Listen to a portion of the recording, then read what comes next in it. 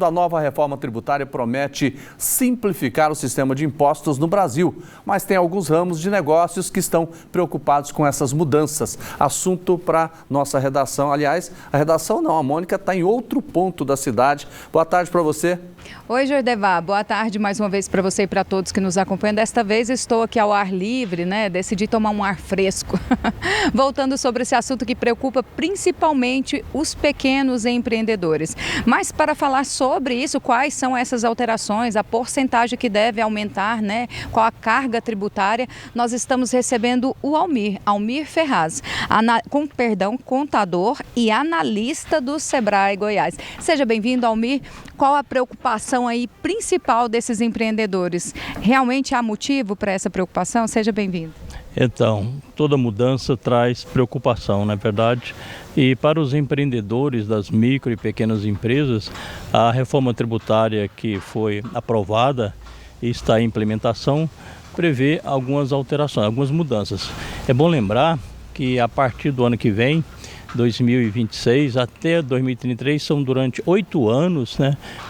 O empresário vai conviver com dois tipos de imposto, né? Um imposto provisório, transitório, e o novo imposto. Então, quando chegar em 2033, vai estar totalmente implantado. Com relação às micro e pequenas empresas, né? É bom lembrar que elas já têm a opção do Simples Nacional. No Simples Nacional o regime continua, e com a novidade até, né? Nós temos no Simples Nacional a figura do microempreendedor individual, a figura da microempresa e empresa de pequeno porte. Aí tem as médias e grandes que estão fora do Simples, que é outro regime de tributação, lucro presumido ou lucro real. E foi criado na reforma tributária, só para você ter uma ideia, para poder abarcar mais pessoas, né, que ainda não estão nem no microempreendedor individual, terá uma categoria de nanoempreendedor, que é o autônomo, motorista de aplicativo, que vai poder então participar, ter um recolhimento de imposto diferenciado, né, e praticamente não vai pagar imposto nenhum, né? Essa é a novidade. O nanoempreendedor, então, que vai ter um faturamento que é a metade do que o microempreendedor individual fatura. Com relação às demais empresas do Simples, como eu falei, elas então já têm um tratamento diferenciado. Mas por que a reforma tributária implica, né? Em que isso implica para eles? É que, apesar de mais de 90% das empresas são do Simples Nacional, ou seja, a reforma tributária, para você ter uma ideia, foi prevista inicialmente para abarcar todas as empresas, né? Mas como mais de 90% está no Simples, então a reforma tributária ela se ateve às demais empresas, as médias e grandes, vamos dizer assim. Mas algumas empresas que estão no Simples Nacional também elas têm um sistema praticamente híbrido. Por quê?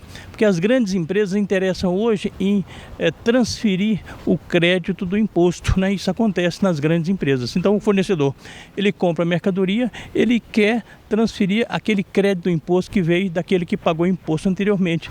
E aí as micro e pequenas empresas têm essa dificuldade, principalmente as empresas de prestação de serviços. E como se antecipar, como se organizar para não cair nisso? Muito bom. É importante que o empreendedor, vamos lembrar que ele abriu o negócio dele para ganhar dinheiro, para ter lucro, né? E tem que ter lucro. Então, nesse sentido, ele tem que se antecipar às mudanças, tem que fazer um planejamento, aquela atividade dele, se vai ser prejudicada, ele tem que fazer um ajuste nela, né?